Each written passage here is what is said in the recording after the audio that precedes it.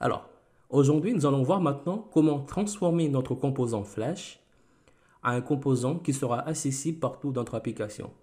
Comme ça, on pourra réutiliser le composant Flash. Par exemple, si j'édite ici un commentaire, j'aimerais bien ici mettre une fonction Flash qui affichera par la suite ici des messages Flash sans avoir besoin d'utiliser les contrôleurs comme on le fait d'habitude avec les sessions. Alors, pour créer ce composant, on va devoir créer ici un événement. L'événement qui sera accessible partout dans notre application. On appelle ça l'événement bus. On appelle ça un bus. Alors, pour créer ici un bus, rien de plus simple. Ici, dans le dossier ressources, dans Assets, JS, ici, on a un fichier app.js. Si je clique et que je regarde bien à l'intérieur, alors, ici, je retrouve ici Vue.js qui a été importé. Alors, moi, je vais l'enlever ici, je le coupe et je vais plutôt ici le mettre dans le fichier Bootstrap. Alors, ce fichier Bootstrap, il se trouve juste là. Si je clique à l'intérieur, je vais plutôt l'importer. Alors, je le mets ici. Et là, pour créer ici un événement bus, je mets ici l'objet window. J'ai mis le nom de l'objet que je vais créer. Ici, c'est bien bus que je mets. Ou sinon, il y a aussi notre convention. Il y a aussi des gens qui mettent events au pluriel. Mais il y a aussi des gens aussi qui mettent bus. Alors, du coup, là, moi, je mets bus. Et là, je vais initialiser Vue. Je mets égal à Vue. Tout simplement. Et rien que ça, si là, j'ouvre la console, j'appuie sur CTRL L pour enlever tout ça.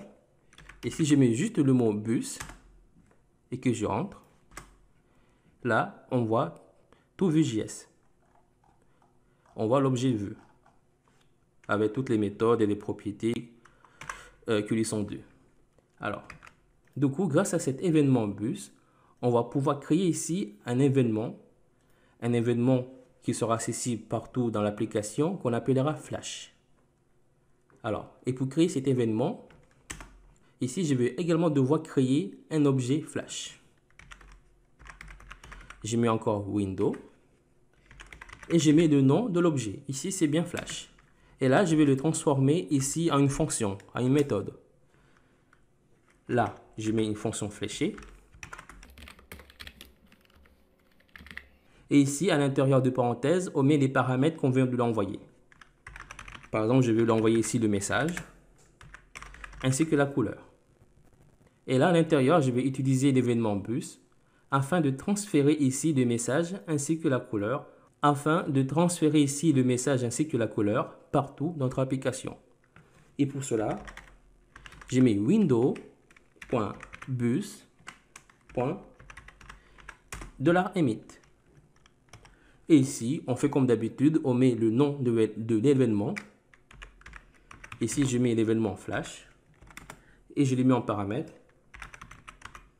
le message ainsi que la couleur. Là, je viens de créer une méthode qui s'appelle Flash qui sera accessible dans notre application. Ici, par exemple, là, j'actualise. J'appuie sur CTRL L. Je mets juste Flash. J'appuie. Là, il me dit Undefined. C'est-à-dire qu'il n'y a rien qui est, rien qui est stocké dedans. Mais si par exemple, je supprime, je réactualise, j'utilise le même Flash, là, il me dit que ça n'existe pas, il ne reconnaît pas. Là, je remets. Et maintenant, on va récupérer ici l'événement Flash. Là, ici, j'envoie. Maintenant, il faut le récupérer. Et pour le récupérer, je vais dans le composant Flash. Et ici, dans la méthode create.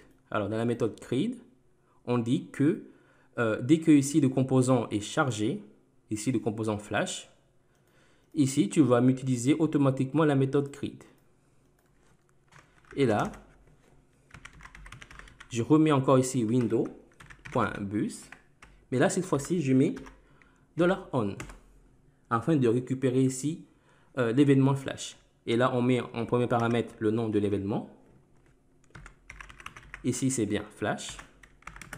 Et là, en deuxième paramètre, je récupère ici le message ainsi que la couleur.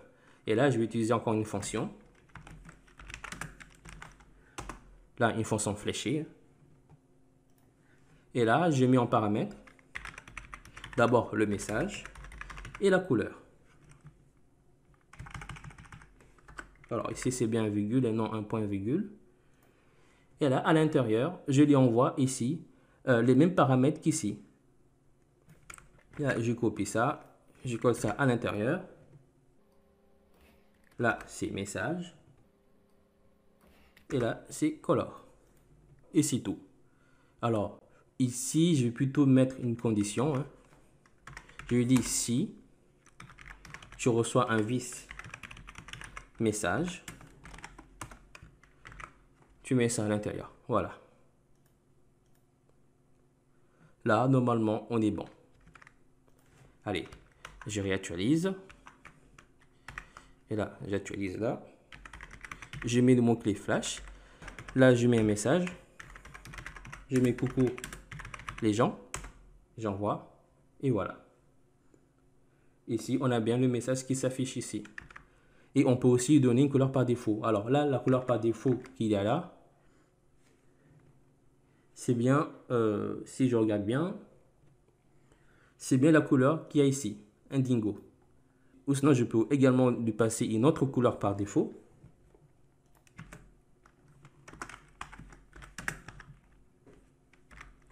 Là, je mets blue. Si j'actualise et que je renvoie, là, c'est bleu. Du coup, ici, quand j'utilise la session, la couleur par défaut, c'est bien indigo darkest. Et si j'utilise ici la méthode flash, la couleur par défaut, ça sera blue. Et pour tester ça en temps réel,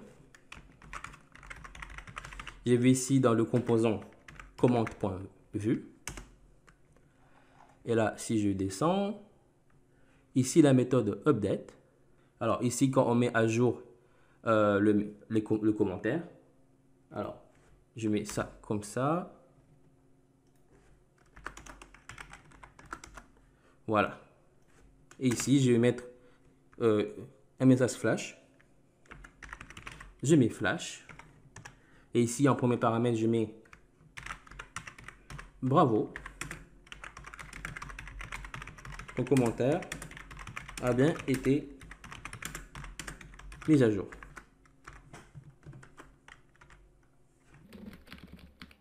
Et je mets aussi une couleur. Je mets green, dark. Allez, on va tester. J'actualise. Là, je vais éditer ce commentaire-là. Je mets n'importe quoi. Ici, j'envoie. Et voilà. Très bien. Les messages s'affichent très bien. Ou sinon, là, je mets un cache. Au cas où si tout se passe mal.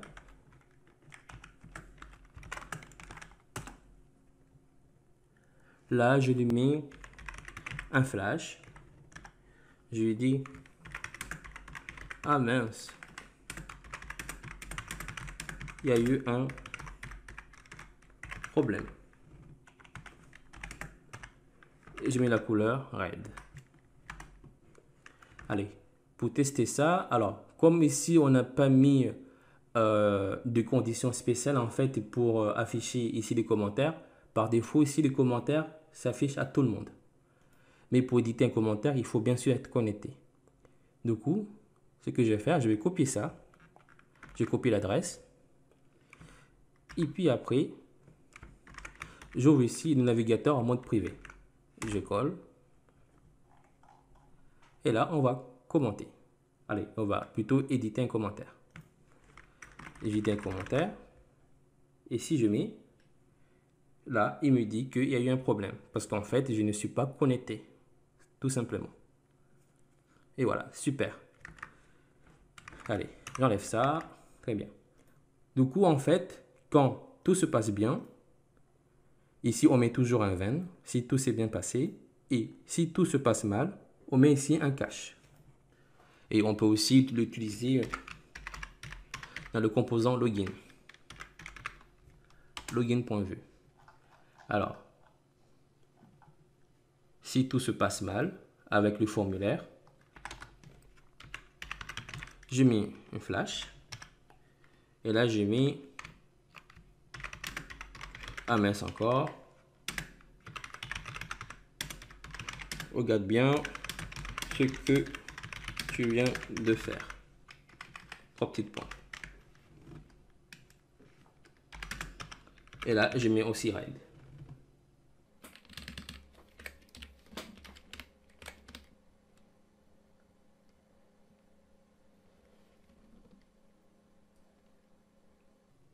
Ou sinon, là, je mets plutôt identifiant incorrect. Voilà. Allez. Je réactualise. Du coup, là, on va se déconnecter. Hein. Je me déconnecte. Et je vais me connecter. Et là, si j'envoie. Et voilà, là, il m'affiche ici identifiant incorrect. Mais comme ici, j'utilise un modal, ben, ça m'affiche ici en arrière-plan. Très bien. Mais bon. Mais ici, on a quand même ce message-là qui s'affiche. Allez. Ici, je remets secret. Et je me connecte. Là encore, on pourrait aussi utiliser des sessions. Ah non, mince. Là, ici, j'utilise une redirection. Bon, c'est pas grave. Voilà, on vient de mettre en place ici le composant Flash qui est accessible partout dans notre application. Et au cas où, si tu te demandes, mais d'où sortent toutes ces couleurs? Par exemple, ici, la couleur red, d'où sort-elle? En fait, tout cela se trouve dans le fichier de configuration tailwind.js. Si je rentre dans le fichier tailwind.js, ici, on a toutes les configurations. Par exemple, ici, on a les couleurs. On a la couleur black. Ici, gris. Ici, le rouge. Alors, ce qui est bien, en fait, il donne des nuances de couleurs. Par exemple, ici, la couleur la plus foncée porte toujours ici darkest. Ici, on met d'abord la couleur, tiré darkest, ou bien darker. Après, il y a aussi dark, un peu foncé. Après, la couleur normale, juste, par exemple, ici, red. Après, un peu plus clair, on met d'abord light, later, latest. Pareil, enfin, c'est le même préfixe qu'ici, avec un ER, comment dire, un ER, et aussi un EST. Voilà, c'est aussi pareil pour la couleur orange, la couleur jaune, verte, etc. Bleu, voilà, ainsi de suite. Et ce qui est bien, tu peux aussi toi-même créer tes propres couleurs. Alors, par exemple, ici en haut, alors, je vais juste appuyer sur CTRL L pour tout mettre en forme. Voilà. Et ici, pour la couleur, alors, je peux utiliser comme un objet. Alors, ici, ils ont mis en fait comme une chaîne de caractères, mais je peux aussi faire primary. Par exemple, pour la couleur primary. Et ici, à l'intérieur, je mets la couleur. Par exemple, je copie ça. Je colle ça à l'intérieur. Juste pour avoir le petit paillette de couleur ici. Et là, comme couleur, je mets la couleur bleue. Ici, on a primary avec la couleur bleue. Alors, qu'est-ce qui va se passer? Ici, en fait, ces couleurs primary, ça sera une couleur qui sera en fait que je pourrais l'utiliser comme couleur de test, comme couleur de fond. Par exemple, ici, comme couleur de test, je mets juste test-primary. Mais bon, ça, Bootstrap l'utilise aussi, hein, sinon il y aura des conflits. Il y a aussi bg- Primary, etc. Il y a aussi border pour la couleur des bordures. Primary, etc. Ainsi de suite. Alors, j'enlève ça. Alors, comme ici, la couleur Primary est déjà utilisée par Bootstrap, je vais le changer. Je mets juste une couleur bidon. Hein. Je mets Bravo, par exemple. Et on va tester. Alors, pour tester, je retourne ici dans le composant commande.vue.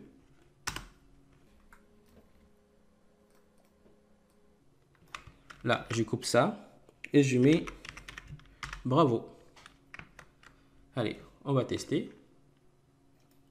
Je clique. Et si je clique ici, et voilà, j'ai la couleur Bravo.